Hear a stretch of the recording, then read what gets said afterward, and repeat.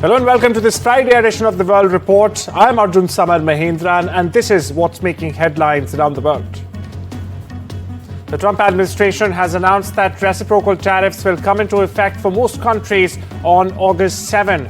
Now, this as a major trade storm is brewing with US President Donald Trump rolling out sweeping tariffs on dozens of countries. Economists say American companies and consumers are the one, in fact, paying the price. Inflation is ticking up and imported goods are getting more expensive. India, meanwhile, stands its ground, refusing to bow down to pressure over Russian oil and trade demands. Now, this comes as the US president has hit out at New Delhi. Listen to Commerce Minister Piyush Goyal. सरकार हालिया घटनाक्रम से होने वाले प्रभावों का परीक्षण कर रही है।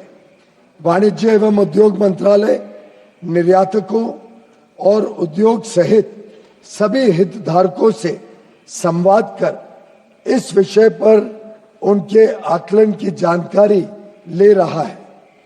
सरकार हमारे किसानों, श्रमिकों, एंटरप्रेन्योर्स, उद्यमी, निर्यातकों, सूक्ष्म, लघु और मध्यम उद्योगों और उद्योग जगत के सभी हितधारकों के कल्याण की रक्षा और संवर्धन को सर्वोच्च महत्व देती है।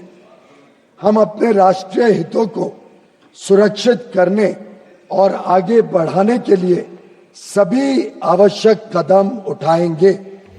Over in Washington, US Secretary of State Marco Rubio said on Thursday that India's purchases of Russian oil are helping to sustain Moscow's war efforts in Ukraine. And it is most certainly a point of irritation in New Delhi's relationship with Washington. Although not the only point of irritation, he said. In an interview with Fox Radio, Rubio claimed that the US president is frustrated with the fact that India continues to buy oil from Russia despite having so many other oil vendors available and helping to fund Russia's war effort against Ukraine. Here's what he said. So as you know, the trade deals are coming down. That's not really your purview. You have enough on your plate. But one thing the president said last night on Truth Social, he goes, Russia continues to be the top oil supplier to India. And during their first 6 months, they're making up 35% of the overall supplies. He, quote, India will therefore be paying a tariff of 25% plus a penalty for the above starting on August 1st. He's upset, maybe you're upset, that India continues to get, instead of a small portion, a great portion of their discounted oil from Russia, which is fueling their war machine. How disappointed are you in a so-called ally? Look, global trade, India is an ally. It's a strategic partner. Like anything in foreign policy, you're not going to align 100% of the time on everything. India has huge energy needs, and that includes the ability to buy oil and coal and gas and things that it needs to power its economy, like every country does. And it buys it from Russia because Russian oil is sanctioned and cheap, and meaning they have to, in many cases, are selling it under the global price because of their sanctions. Yep. And that, unfortunately, that is helping to sustain the Russian war effort. So it is most certainly a point of irritation in our relationship with India. Not the only point of irritation. We also have many other points of cooperation with them. But I think what you're seeing the president express is the very clear frustration that with so many other oil vendors available, India continues to buy so much from Russia, which in essence is helping to fund the war effort, right, and allowing this war to continue in Ukraine. Donald Trump has signed an executive order on Thursday to increase tariffs on Canadian goods imported to the United States from 25% to 35%. The new import tax rate goes into effect Friday, according to a White House fact sheet. The White House, meanwhile, claimed that Trump had increased tariffs on Canada because it had failed to act on the public health crisis caused by fentanyl and illicit drugs flowing across the northern border into the United States. My colleague Maha unpacks.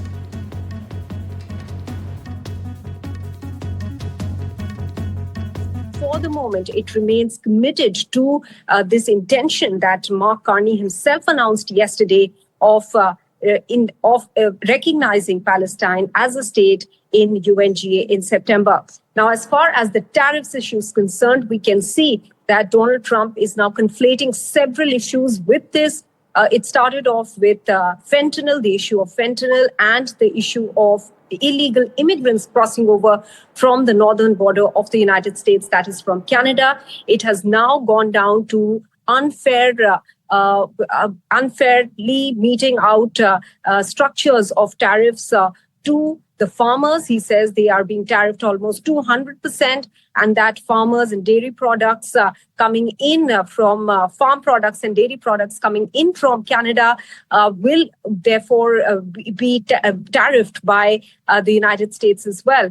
And now he is now associating this 35% tariff on non-CUSMA compliant goods coming in from Canada to the stand on Palestine that Canada has taken. So several issues being conflated there, Parmeshwar, as you can clearly see. Although Donald Trump has said that he's upset with Canada's decision on Palestine, but he's also pointed out that it's not likely to be a deal breaker between the two countries.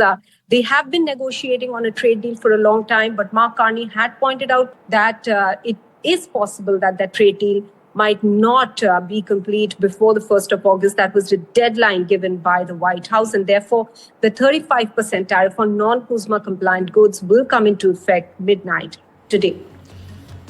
And meanwhile, Donald Trump's global tariffs face significant skepticism in a federal appeals court on Thursday as judges investigated whether the president had, in the first place, overstretched his emergency powers just hours before the latest sweeping round of duties is set to kick in, which has, of course, now been deferred till the 7th of August. Now, the full 11-strong bench of the U.S. Court of Appeals for the Federal Circuit in Washington, D.C. is considering whether Trump indeed exceeded his authority in imposing reciprocal tariffs on a large number of U.S. trading partners or not.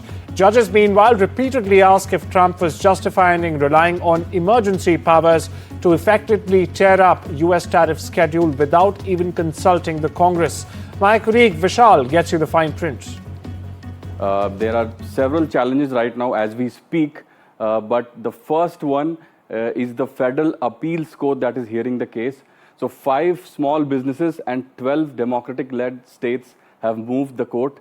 So it started with a smaller court in a lower court. The argument was heard in a lower court, but that did not materialize. It was sent to a higher court, which is hearing the case now.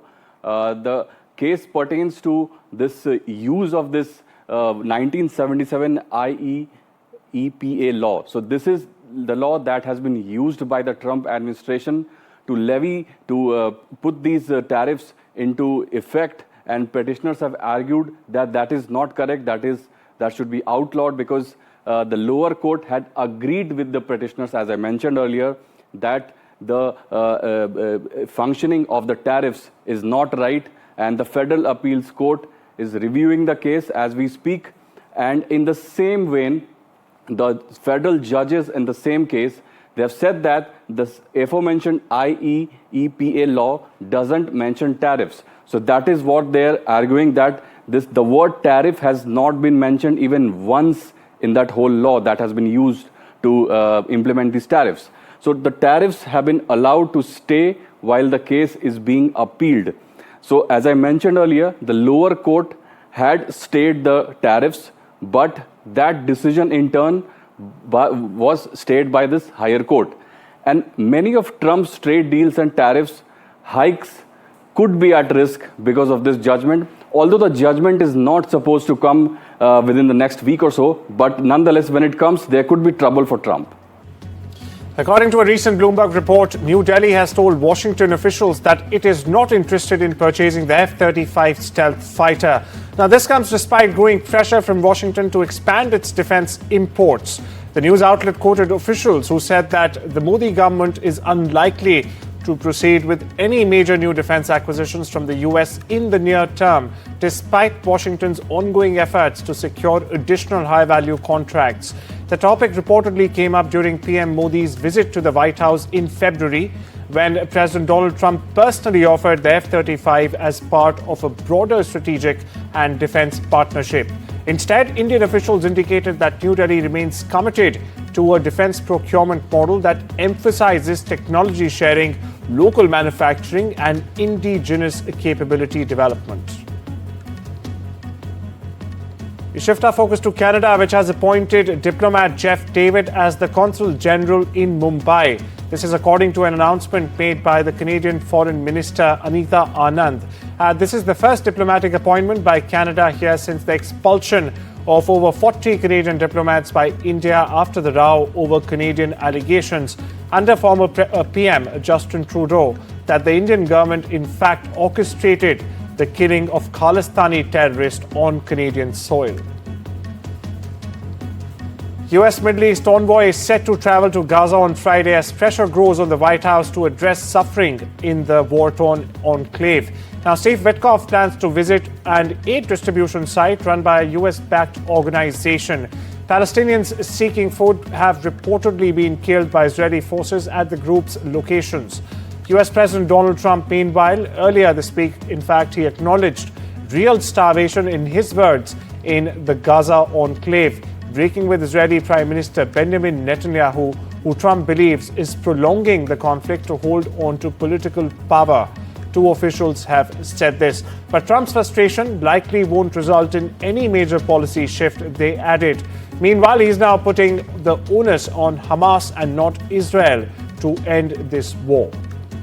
A 30-year-old British Sikh man has been stabbed to death in East London in an attack involving people known to each other, the UK police believe.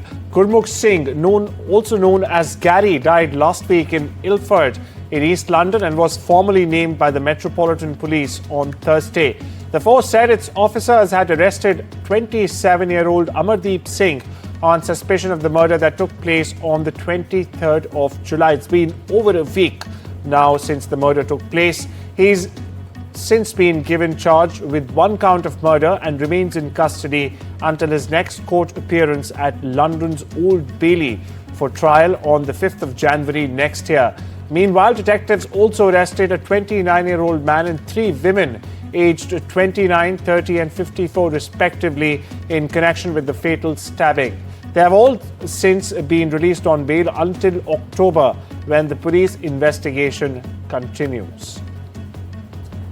Shifting focus to Southeast Asia, where a Pakistani anti-terrorism court on Thursday sentenced more than 100 members of jailed former PM Imran Khan's party to prison terms on charges related to rioting that targeted military sites back in 2023.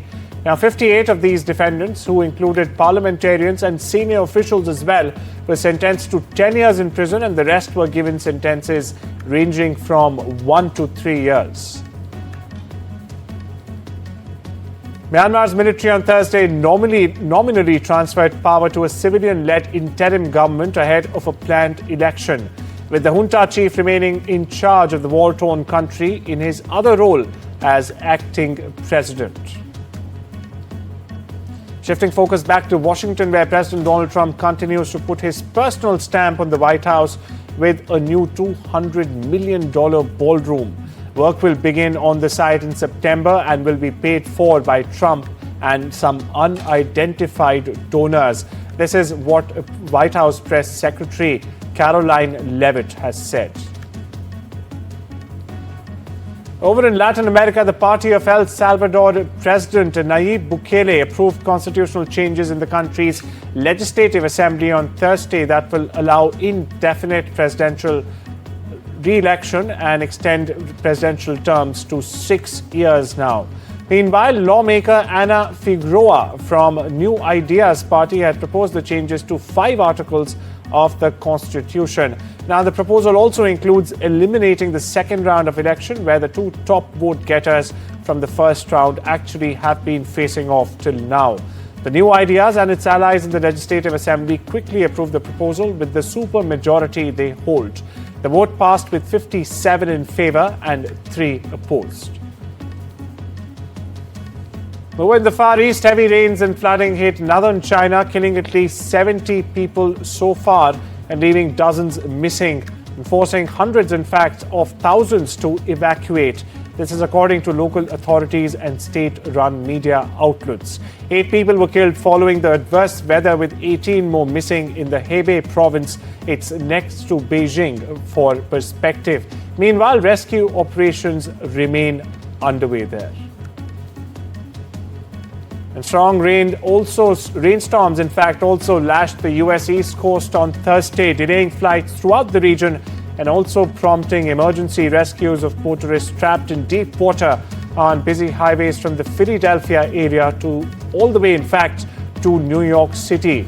Meanwhile, in New York, flash flooding briefly closed sections of major roadways and also flooded train stations across the metropolitan region, as you see on your screen right there. Meanwhile, commuters captured videos of water pouring over a train on a platform in Manhattan's Grand Central Terminal and water pooling on the floor of a city bus as it pushed through a flooded Brooklyn street.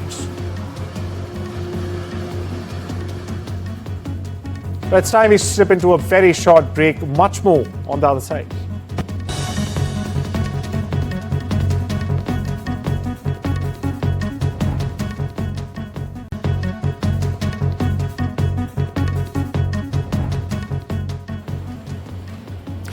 Welcome back. You're watching The World Report on NDTV, and over to the world of business and technology, where shares of tech giants Meta and Microsoft have been soaring, with the two companies adding a combined $400 billion to their market values only this week. Now, the two companies together are worth more than JP Morgan Chase. For prospective viewers, it's America's largest bank, or even Walmart, the country's largest seller, more than 7 times over. For Microsoft, its value briefly crossed the $4 trillion mark, making it only the second company ever to reach that milestone after, of course, Nvidia. The company's market value retreated slightly to $3.97 trillion at the close of trading for the day. Apple CEO Tim Cook has signaled that iPhone maker was ready to spend more to catch up to rivals in artificial intelligence by building more data centers or buying a larger player in this segment. Now, the company has struggled to keep pace with rivals such as Microsoft and Alphabet's Google, both of which have in fact attracted hundreds of millions of users to their AI-powered chatbots and even assistants for that matter.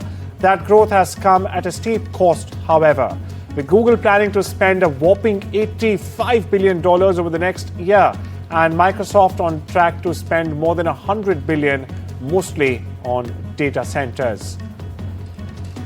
Over in Ireland, MMA fighter Conor McGregor has lost his appeal against a civil jury's finding that he raped a woman in a hotel room in 2018, with Ireland's courts of appeal rejecting his appeal in entirety. The plaintiff, Nikita Hand, alleges that McGregor sexually assaulted her on the 9th of December in 2018. A jury in Ireland's high court, in fact, last November found it in favour of Hand and ordered McGregor to pay her nearly €250,000 in damages. President Donald Trump on Thursday reestablished the presidential fitness test for American school children. Now, it's a program which was created back in 1966, in fact, to help interest young people in following healthy and active lifestyles. Now, children had to run and perform sit-ups, pull-ups or push-ups and a sit and reach test. But the program changed in 2012 during the Obama administration to focus more on individual health than athletic feats. In a late afternoon ceremony, Trump signed an order reestablishing the President's Council on Sports, Fitness and Nutrition, as well as the fitness test to be administered by his health secretary, Robert F. Kennedy Jr. Listen in to what Trump had to say on this matter. The order that I'll sign today in a few moments directs the Council to develop strategies to improve America's physical fitness and renew the American spirit, excellence, competitiveness, and sportsmanship. To that end, I'm pleased to announce that we're officially restoring the Presidential Fitness Test and the Presidential Fitness Award, and it's going to be a very big thing. Grammy winner rapper 2 Chainz is known for painting pictures through his music for his fans, but this time, viewers, he's taking a more visual approach. He's teamed up with his cousin Hollywood veteran Omar Epps to write their short film Red Clay. Now, 2 Chainz born Tawheed Epps discovered he was cousins with Omar during the pandemic. After striking up a relationship, Chainz discussed the potential of working together on his passion project. Listen in. Vulnerability would probably be the common denominator across the board when dealing with red clay for me. It's something that I'm still dealing with and very embarrassed to even talk about. It's been probably more or less a family secret of mine. I've never mentioned it in interviews and even in my music, and a lot of my music is lifestyle based. The European singer Justin Timberlake has been diagnosed with Lyme disease. The former NS by NC star announced on Instagram Thursday. Timberlake shared the news in a post commemorating his Forget Tomorrow tour, which wrapped up in Turkey on Wednesday, adding that the disease can be relentlessly debilitating both mentally and physically. The sexy-back singer, who described himself as a private person, wrote he considered ending his tour when diagnosed, but also wrote that he decided that the joy of performing brings me far outweighed the fleeting stress my body was feeling. I'm so glad I kept going, said Timberlake in that rather emotional post. And well, that's all we have for you this Friday. Take care and have a wonderful weekend.